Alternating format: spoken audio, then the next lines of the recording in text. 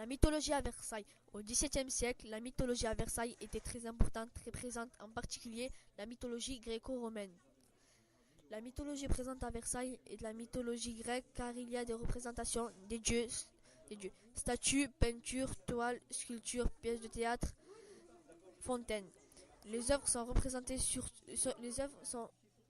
surtout placées dans le jardin, mais aussi dans le château de Louis XIV. Les dieux représentés sont gréco-romains comme Apollon, Mars, Mercure, etc. Qu'est-ce que la mythologie? La mythologie est un ensemble de mythes et des légendes propres à une civilisation, à une région. On parle surtout des mythes et légendes de la civilisation gréco-romaine. Les représentations des dieux à Versailles. Les dieux sont représentés sous plusieurs formes: statues, peintures, toiles, fontaines, sculptures, pièces de théâtre.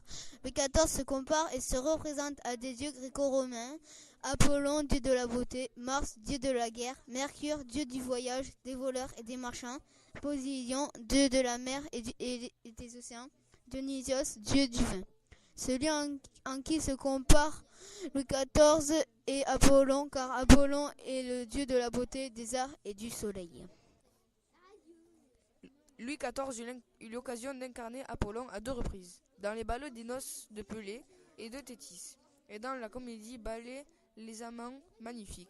Cela prouve que la mythologie était présente dans les danses.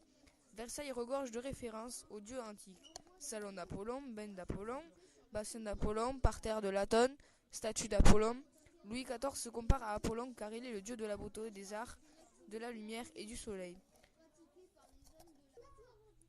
Le salon de Diane. Louis XIV utilisait à l'origine ce salon comme salle de billard. Le plafond représente Diane sur son char, présidant à la chasse et à la navigation. C'est la première pièce du grand appartement. Cette fonction explique son caractère de guerrier. Le salon de Mars. Au centre du plafond, Mars sur son char tiré par les loups, accompagné du génie de la guerre et de l'histoire, écrivant sous la dictée de la renommée.